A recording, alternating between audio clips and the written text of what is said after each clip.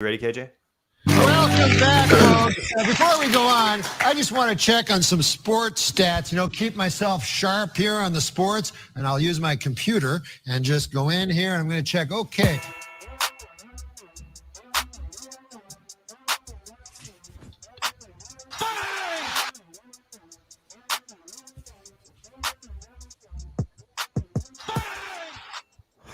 Hey, guys. Happy Thursday. Hey, Dave. It's me, Can I Dave. just not hear you? Can you not hear me? Now I can hear you. Oh, That man. was all on me. Ooh.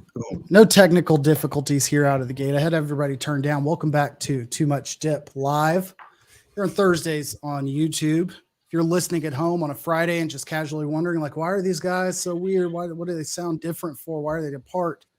Every Thursday, Wash Media's YouTube webpage. You can find it youtube.com/wash. And Capital Bank of Texas from this side. Blow me out. What is happening? I'm just taking it from all around. KJ's getting spit roasted. Okay. Spooky season on the board.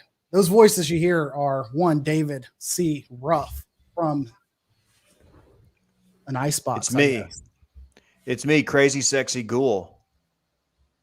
Thanks for having me on. No, I am in my guest bedroom because Rhodes has kind of reached that age where he is a total maniac, and I'm trying to minimize noise. So if I'm not being held captive, I'm okay. I'm in our guest bedroom, which I recently showed KJ is kind of the Dave Ruff Fantasy Factory with the art on the wall. And you know what? I've got the access. I could show you guys if you care. Look at that. Look at this. We've got a Luka, we've got a Dirk, and we've got a Nolan Ryan. So that's my episode of Cribs. Thanks, guys. But you got to go. Seriously, you guys got to go. The Robin Ventura family is not welcome to stay in the Dave Ruff Factory. Certainly not. And that other perfectly tuned voice is one Brett Merriman of Cold Stone. God damn it. God, so close. Every time I do it. We do the creamery segment every week, KJ. Can you tell us some weeks since I've properly had actual good desserts? This diet thing's killing me. Oh no. I'll tell you what though, Cold Stone is my favorite ice cream on the planet. Okay. Do a little cake batter, little brownie, some Oreos, and you're good to go. I don't hate it. Well, let's dive right into things. But before we do, David, will you remind the good people of who presents us this evening? Man, sorry, I keep going in and out, and I'm using bad words. This is presented by our great friends, DraftKings. You guys remember that? Another week of the NFL season means another shot to win big at DraftKings Sportsbook, an official sports betting partner of the NFL. New customers can bet just $1, that's $1 on any NFL game and win $100 in free bets if either team scores a point. Keep in mind, the last 0-0 tie in the NFL was in 1943, so I'd say this is a no-brainer. If a sportsbook isn't available in your state yet, DraftKings won't leave you empty-handed. Everyone can play for huge cash prizes all season long with DraftKings Daily Fantasy Sports Contest. DraftKings is giving all new customers a free shot at millions of dollars in total prizes with their first deposit.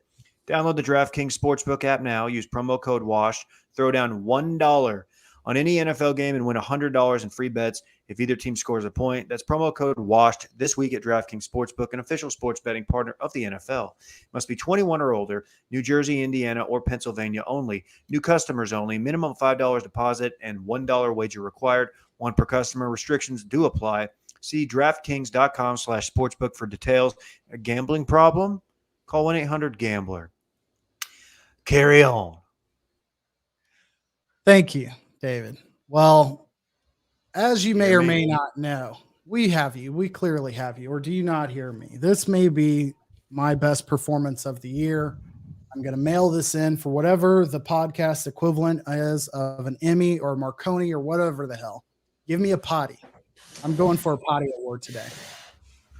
Anyhow, They're dishing those out like candy, KJ. If you have a podcast, you get an Emmy at this point, or like a poorly organized online radio sports show.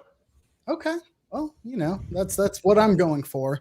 I love being reminded in one group text of mine, anytime I say a show is good or bad, the response I receive from my good friend Mike Marshall, aka Machine, is, well, how many Emmys do you have?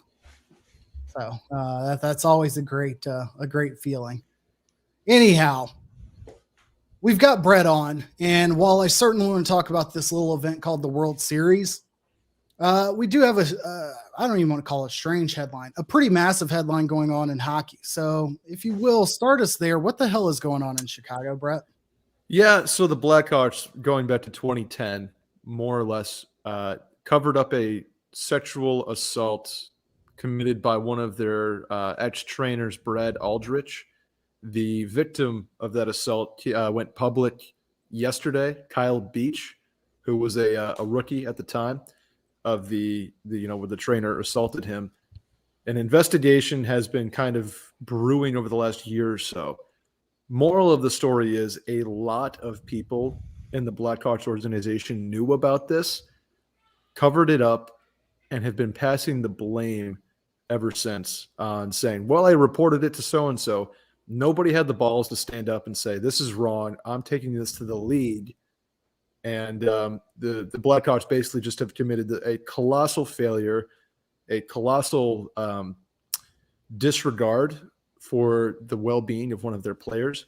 And it's truly a massive, massive stain on the Blackhawks and the NHL, honestly. So props to Kyle Beach, who told his, kind of gave his truth yesterday. And it was, there was a moment where he was interviewed and he apologized to a victim that 3 years after his assault was assaulted by the same man at a different high school event.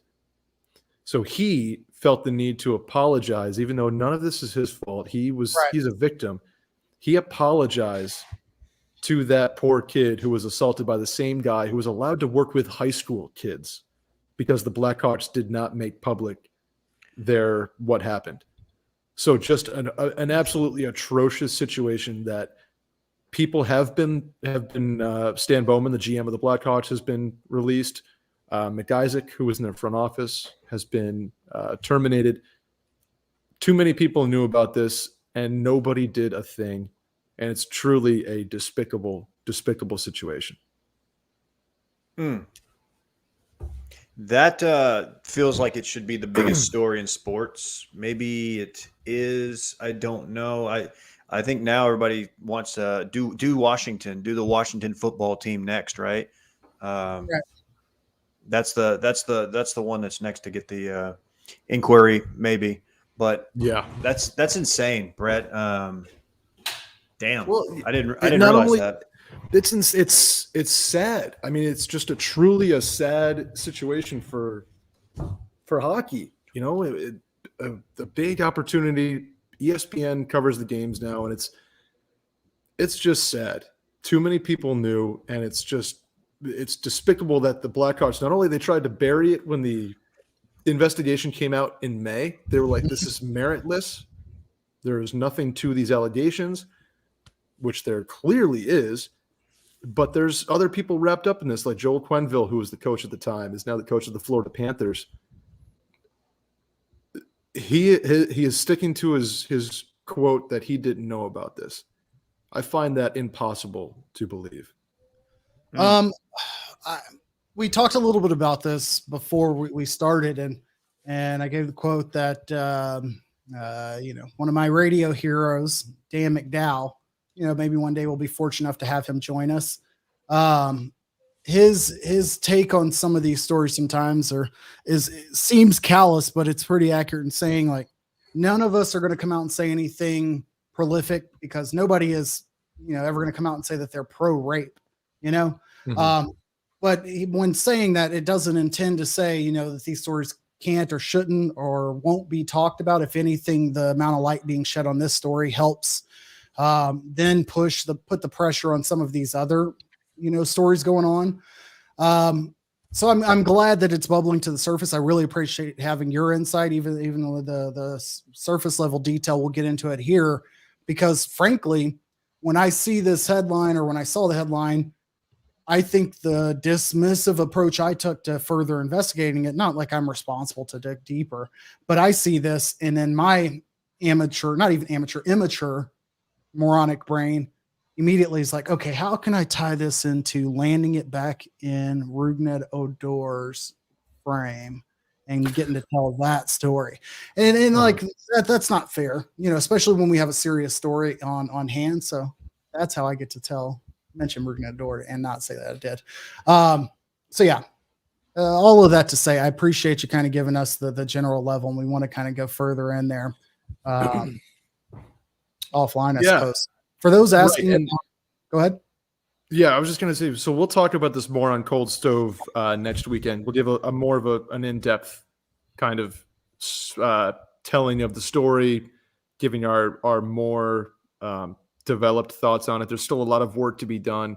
The NHL still needs to make things happen as far as holding people accountable, and we'll see that in the coming days for sure.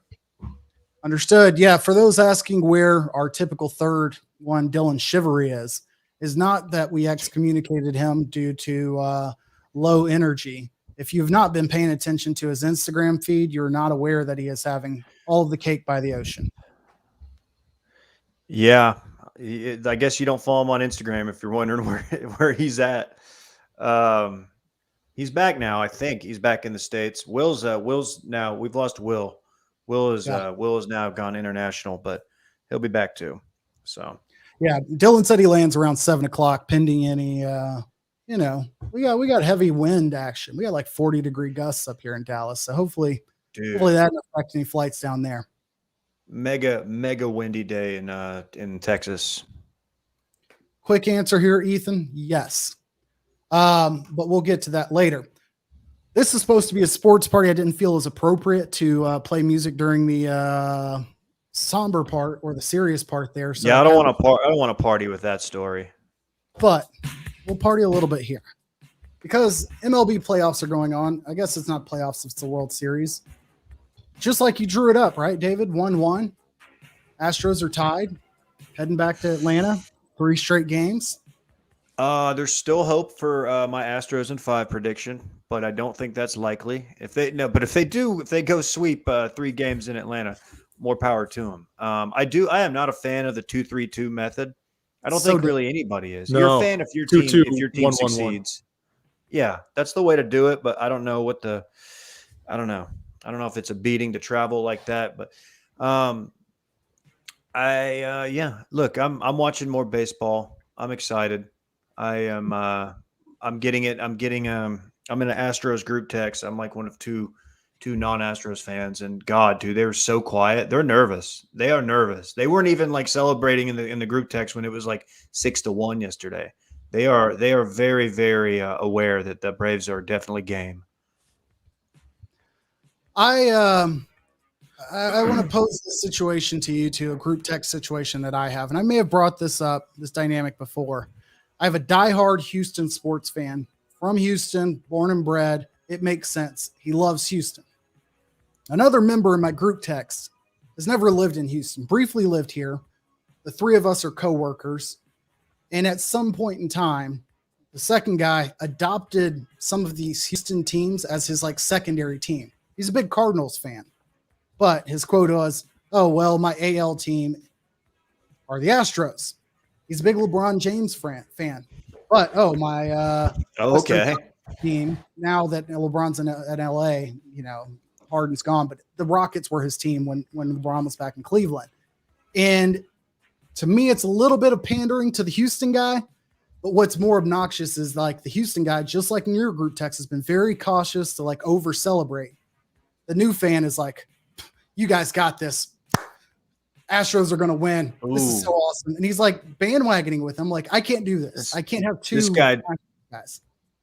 I hate to be the gatekeeper. No one likes a sports team gatekeeper, but first of all, if you're gonna ride with some Houston teams, that doesn't fly. You have to ride with all of them. That means you have to be there for the Texans. You have to go watch the Texans win 3 games this season. You can't just hop on the Astros thing. You gotta go all in. You gotta be there for the Rockets rebuild. That's all I'm saying. Even the Comets, you gotta follow the Comets too. Yeah, it's I'll wait for him to follow up with maybe a Dynamo take at some point in time.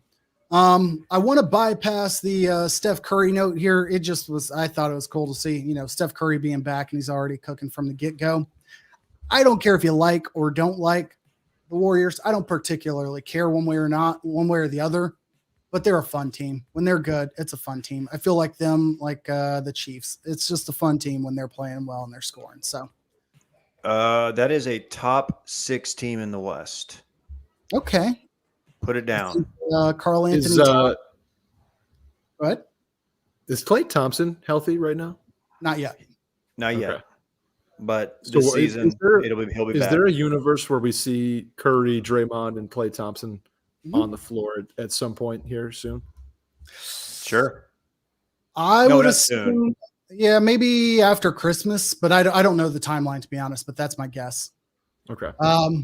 Yeah, so the other note I did have here regarding the World Series is you got to think Rob Manfred is excited to see a Major League Baseball event back in Atlanta with all eyes on it, right? It's not like he's trying to move the World Series to Colorado or anything. Atlanta and Houston, right? Best of both. Pick your Yeah, poison. That's true. He was quoted today or recently as saying, due to complaints about the Braves doing the chop or whatever, as he sees that as a local Native American tribe issue. And if they're okay with it locally, F what all the rest of the country thinks. So I'm looking forward to the debut of the Del Val, Texas Rebels, coming to the NFL in 2027 because, local rules. Well, let me tell you this. You guys aren't going to believe my take on that whole issue with the name. And I will issue it once the climate is different in this country. Okay. Let's hit some football before we get into dip picks. I know we're running a little behind schedule here. Nothing new to say, but the trade deadline for the NFL is November 2nd, Tuesday.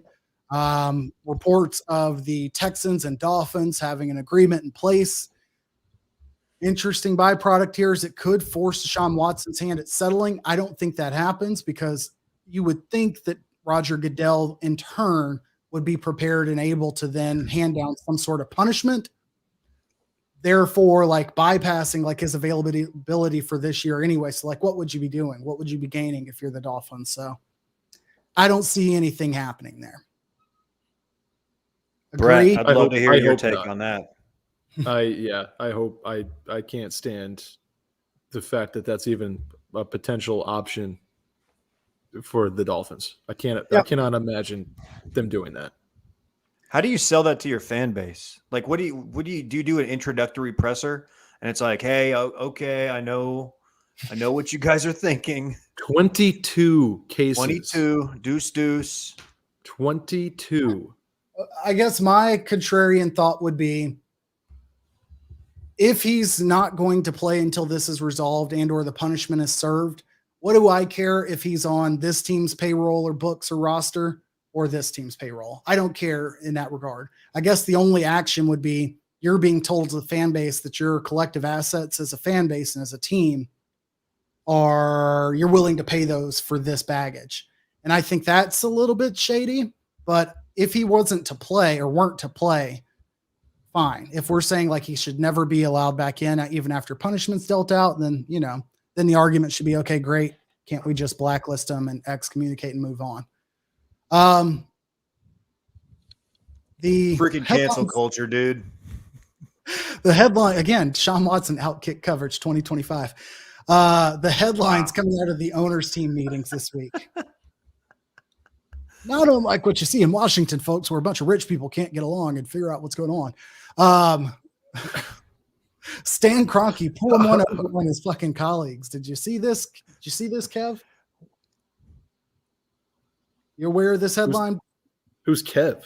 It's a Jay Leno thing. You know, it's a show that was okay. on. We were probably like 8, I guess. Real tiny. I know he likes cars. I'm trying. No, I'm trying to find better internet in my room. Terry Pagula has a COVID scare happening, so he had to bail early. Well, it's probably for the best because basically the story is Stan Kroenke, owner of the Rams, when he secured the votes from the NFL to relocate the Rams to LA in conjunction with the Chargers, it was all predicated on knowing that they were likely going to be sued by the St. Louis area and that the Rams would pay for everybody's legal fees. What he didn't realize was that like one of the owners like deposition on, you know, how this was all handled would be a little shaky and it would cause more problems. And so he's trying to hold that against the rest of the league. Somebody's deposition caused more indemnification or whatever. And he's like, well, this is your fault. The money's out on you guys, blah, blah, blah, blah, blah.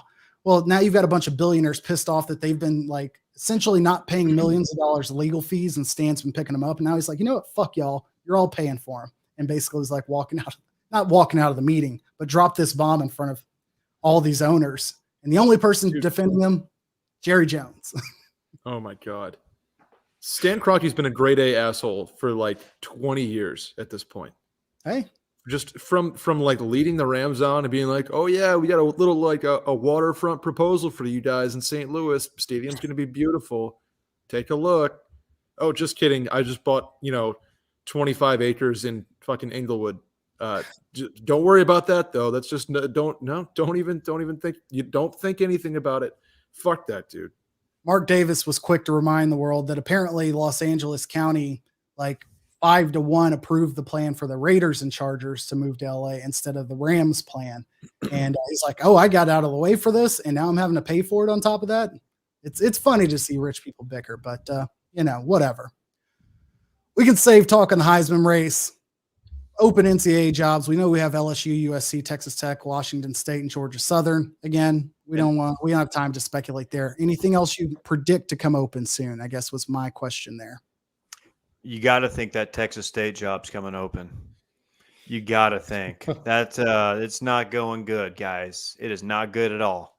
He'll be the quarterback's coach for whomever the head coach is. And okay, Chris, okay. I don't need to see that. He'll be the head coach for whoever's at Texas Tech. Woo-hoo. You hate to see that. Well, I'll predict that the Kentucky coach is no longer at Kentucky after this year. Mark Stoops, huh? But in an upgrade fashion. Okay. You think he'll still have one loss after this week at Mississippi State and Mike Leach? That'll be a good game. Yeah. SEC Brett's pretty dialed. He's got some hot takes on what Ole Miss needs to do, how they can end up in the championship game. Oh, I got for days. Difficult path at all. I will say that much. No, all they have to do is win games. It involves Oklahoma. If Oklahoma loses one game and Georgia wins out and beats Bama in the championship game, in the SEC championship game, Ole Miss has to take the 4 spot. Has to. We'll see. You got to worry more about Oklahoma staying. Yeah, you got to worry about Oklahoma staying undefeated, and then Cincinnati remaining undefeated would be 3 of the spots. I agree. SEC is likely in line for that next one, but we'll see. All right. Well, I'm glad that you're here because if it were not for Brett, the guest slot for our dip picks ongoing bet, which for the people at home, dip picks in which we dip our picks. Is that the fucking line? You know what the hell I do here. Sure. Yeah, you didn't even hear that either. I'm struggling today. Dip picks. Year-long bet, which the loser has to have truck nuts hanging off their vehicle for 30 days. The kicker being if the guest beats any of us, anyone beat by the guest has to have truck nuts hanging on their vehicle for 30 days. And as of today, the guest slot, thanks in large part to Big Game Brett himself, is in first place. If this whole thing were to end, David, Dylan, and myself would all have to adorn truck nuts on our vehicle. Maybe I'll get silver ones and bronze ones so we can have first, second, and third nut on the back of our vehicle for 30 days. So to dig ourselves out of this grave or hole, whatever you want to call it, let's get into this week's dip picks. Shout out to Dan Rochester last week. Average performance. If you're not involved on the Discord, go hit the link in my bio. I usually put the results and our picks in the Too Much Dip channel of the Discord. I'll start posting that on Instagram or somewhere where it's more accessible to keep up with throughout the year. Big game tonight, NFL Packers at Cardinals. Cardinals are favored by 6. Dylan is picking the Packers. David, who do you have? So we have no Devontae Adams. We have no J.J. Watt. J.J. Watt out for the season, right? Most likely so. And no Alan Lazard, no Marvis Scantling, Valdez Scantling. Ooh, man, I think the Cardinals roll. Giving Aaron Rodgers 6 points is tough, but I just don't. Who is his receiving core? I don't understand. I don't know who he's going to throw the ball to. Cobb, and then you've got a really strong running game. Cobb, former Cowboy great. People forget. Give me the Cardinals. Give me the Cardinals purely on the back of Kelvin Beachum, great right tackle out of SMU. Brett. Let's do the turn back the clock, 6 to 8 years, and it's the Randall Cobb, Aaron Rodgers show tonight. Give me the Packers. You can't give Aaron Rodgers 6 points. You got to double cover Cobb. Bracket that man. A little Cobb salad, if you will. That sound is me putting him in my fantasy lineup as we speak. Good. Smart guy. The big game this weekend for college football is one we've talked a little bit about in the past. The Internet Party Bowl, number 6, Michigan at number 8, Michigan State. Michigan is favored by 4 on the road. I'm hoping this is not another Big Ten disappointment. And it's not Saturday night on ABC because that spot only belongs to Ohio State or Indiana or Penn State.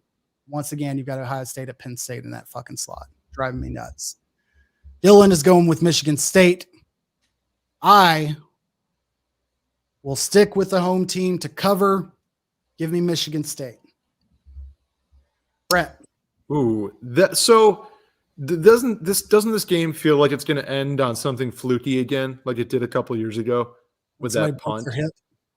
Yeah, this just feels like one of those like 16-17 games that's going to be weird, and they're both going to look shitty, and people are going to tweet like, "Oh, Big Ten football, haha."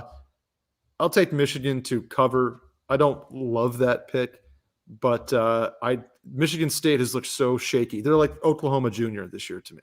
So give me Michigan. David. Michigan State, I think they've beat approximately 0 teams with winning records. Or is it like 2 teams? It's something like that. It's not a lot. I know what's Michigan's best win? Like Wisconsin? I don't know. I think Michigan. Nebraska. Will's got me. Yeah, Nebraska. That was a good win.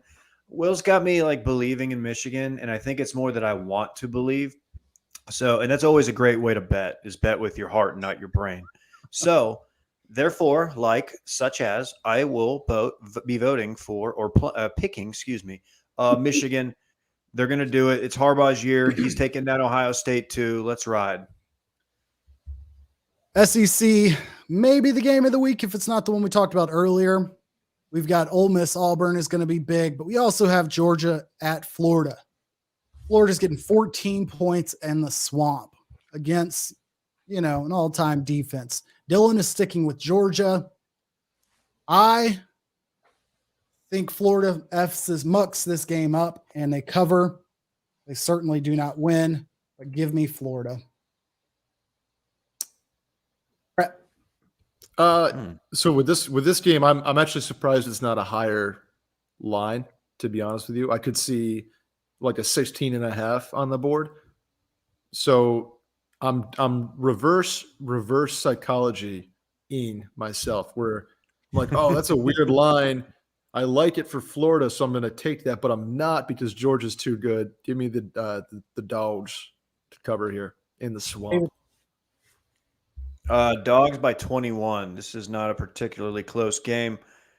They are really, really, really good. That is my sports opinion. Hot sports opinions. Okay, Ole Miss at Auburn. Number 10, Ole Miss at number 18, inexplicably Auburn. Ole Miss favored by 3 on the road. Brett, we're going with Land the Sharks, baby. Land Sharks. Matt Corral cements himself as the Heisman frontrunner this weekend. That's I think what I had in mind when I wanted to bring up the Heisman race earlier. Matt Corral, and then keep an eye out on Pitt's quarterback. It's not a sneaky pick. He's like 4th favorite in odds. His stats this year are tremendous. It's a very cliche, and I think I've already heard it, is Joe Burrow-esque, but he's had some middling years before this and then performed well above average, like over 70% completion rate, very low turnovers, big arm, big frame. Keep an eye on Kyle Pickett up at Pitt. He's going to get drafted entirely too high based on 1 year of production. Agreed. And that game is the cocktail party. I should mention Ole Miss Auburn, or not Ole Miss Auburn, Georgia Florida is at Jacksonville, correct? Because Jacksonville's up in Seattle. So yeah, that's usually the bit. Is that the cocktail party? Yeah, world's largest cocktail party. Ole Miss Auburn. I've got to make up some ground. So I'm fading for my SEC teams this week. I don't have any faith in Auburn at all.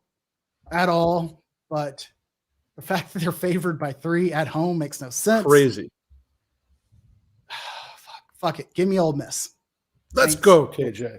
Lee Corso. No. Give me Auburn. I'm sorry. Oh, what are you doing? You're not that guy. Trust me. You're not that guy. Okay. You? I just got to ask a question. When is the real Bo Nix going to show himself?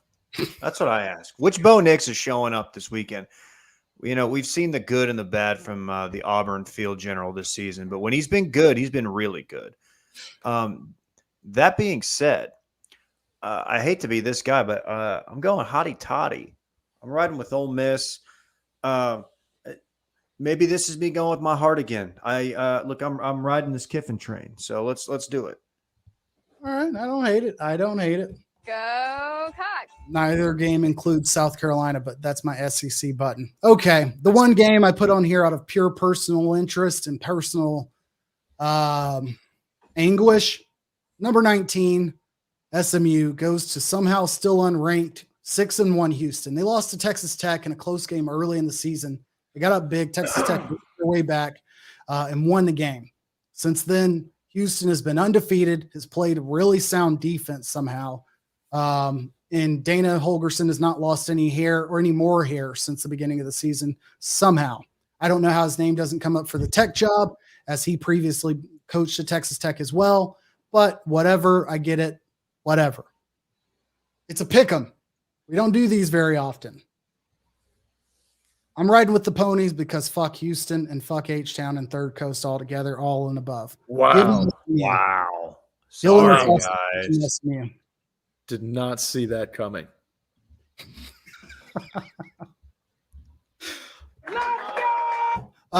David, who do you have? Wasn't Dana Holgerson's whole deal like he wanted to get out of Morgantown? He likes a big party town or something. I was hearing stuff on like why he left. So I'm just trying to think now. All I can think about is him in Lubbock, which is a lot different than Houston. True story would be us to the bars after practice. Like we would go home, shower, and get there because nickel night would end at like 8 p.m. on a Thursday, and he would be at the bar already, essentially sitting there with like a stack of quarters. Not literally, but he would be there drinking because he'd left straight from practice to go there and would leave once people started showing up. Yeah, he's an absolute problem in Lubbock now that I'm thinking about it. God, dude, he would fit in with those boosters pretty well. That being said, I'm riding with the ponies. This is like the definition of a pick 'em, right? I mean, I don't know. I could see SMU botching this, but I'm gonna have faith. I got to ride with Triple D. You know, here I go again on my own, KJ, going down the only road that I've ever known. Here I go again. It's the fighting Red Bulls. It's the fighting Jim Nance's. And it's the fighting Freddie Couples. Go Cats. Like a bunch of bitches. I assume that's Houston. Okay. Let's move over to the NFL, wrap this up. We have Titans and Colts, essentially an NFL pick 'em. Colts are at home, favored by 1.5. Dylan is taking the Titans. I'm taking the Titans. I just don't have much to go on. I think the Colts aren't as bad as they started the season. Not a very strong take. I'm there, back. but I'm taking the Titans. While Dave sets himself up, I'll take the Titans as well. I don't bet against Derrick Henry. David, who do you have? Sorry, the Colts internet in favored this house is a 1.5. disgrace. Colts favored by 1.5 at home. I am righty. The D-man is no longer has access to the live stream doc because his his Wi-Fi is trash. KJ, I would I will love guide to you. ride with. Give me the Titans.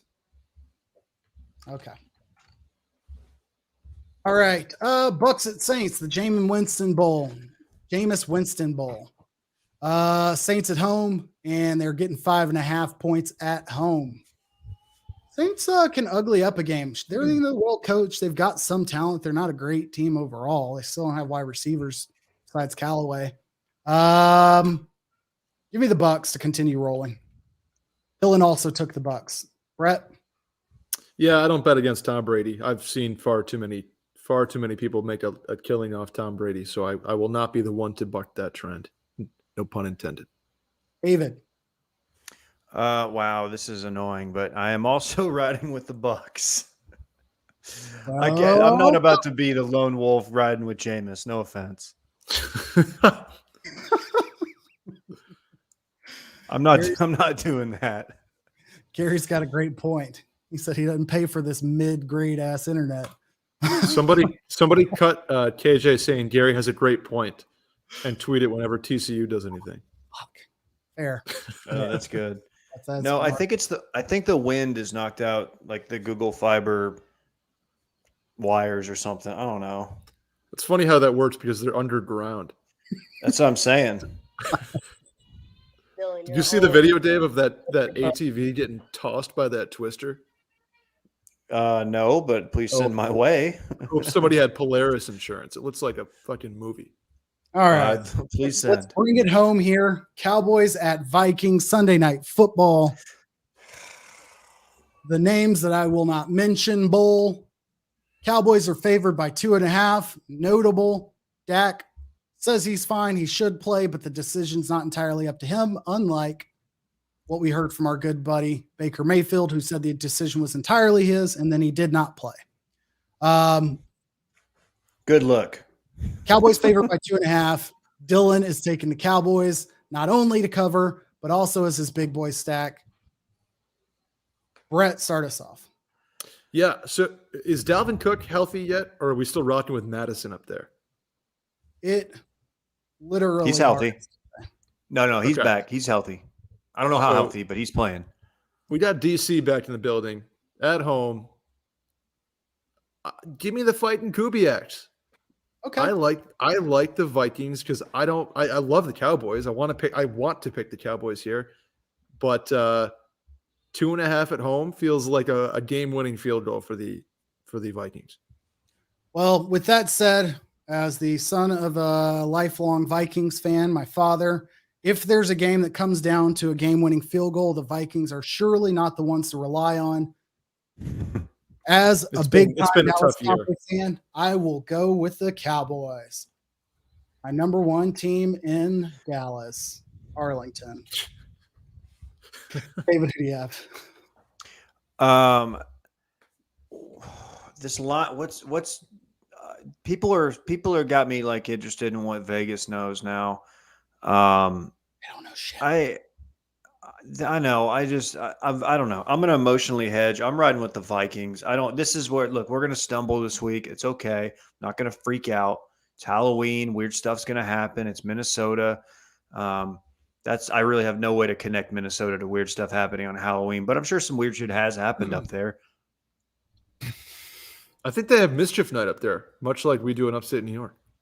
Okay, so you're going with Vikings to be clear here. I am going with the Vikings. Was it not the Minnesota Vikings who had the cruise? It is the Minnesota Vikings who went on a cruise during a off-season cruise up in near Bemidji, and along with some cheerleaders and other people, and bad things happen. So we're going Vikings here. Breaking news: it looks like the San Diego Padres have announced their new manager. Recording artist Bobby McFerrin will be the manager of the Padres. Congrats, Bobby. No worries. Or Bob Melvin. Don't know the difference. It's not Ron Washington. That's all I need to know. I think from the Yankees organization. So there you have it. Let's bring it home with Big Boy Stacks. Brett, you want to lead us off, or David, do you want to go first? I'm happy to, KJ, because I'm excited to announce the Sabres are 4-1-1 to start the season. Okay. They open up the West Coast swing against the Anaheim Ducks tonight, plus 114 on the money line. Your boy is taking Buffalo to win tonight. Sabres money line. I've got to put the date down here because I am an idiot and won't check this till Sunday. Thursday night in Anaheim. David. Man, a little birdie was telling me, dude, jump on Glover Teixeira this weekend, UFC, fighting for the light heavyweight title. It's his time. He's going to beat the Polish Hammer. And while I do think I am riding with Glover, I'm not making that my big boy stack because I am riding with Cincinnati, laying 26 over Tulane. Give me Cincinnati. Spicy. Ooh. Spicy. Tulane took Oklahoma to a possession, Dave. Yeah, that was ages ago. Yeah, what year was that? It was literally the first game of the season. All right, hold on here. Let me make sure I've got this right. Cowboys minus 2.5 is not 0.25. All right, it's Dylan's. I was actually going to be on the Tulane side here, and I changed mine because I realized I've been too heavy for college football this year. But how sweet would it be to go heads up for my big boy stack? I'm going to stick with my guns. I saw a spark in Matty Ice's eye last week when he broke the heart of the Dolphins back-to-back weeks, winning by a field goal. I think the Falcons are finally figuring out that Younghoe Koo might be their best player.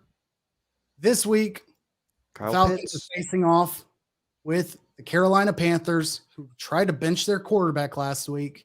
They just are struggling right now. Give me the Falcons at home, favored by 3. That is my big boy stack. Atlanta minus 3 at home. You get what you get, people. I kind of like that. I think that's a good pick. Kyle Pitts is he's a baller. This is good. This is a good pick, AJ. I'm jealous. He is turning it all on. All right. Do you remember when Taco Bell instituted fourth meal? That's one of my favorite marketing campaigns ever. That was good. Is that better or worse than when Jack in the Box would put some dope ass shit on their menu, but not serve it until like 11:30 and call it the Munchies meal, like curly fries with cheese and bacon in a like to-go cup? Smart. Yeah. All right, anyways, there's your non-sports talk. Let's get back to that gabagool. All right, people. Would assume that KJ's had a few of those. Yeah. Shout out to Early Bird. Keep it real, people. We love what you're doing here with all those sports and everything else. That said, I want my chips with the dip. That's all I know. I don't want my chips plain. I want my chips with the dip. So bring them dips. Thank you, DraftKings. Ooh, Sunday night.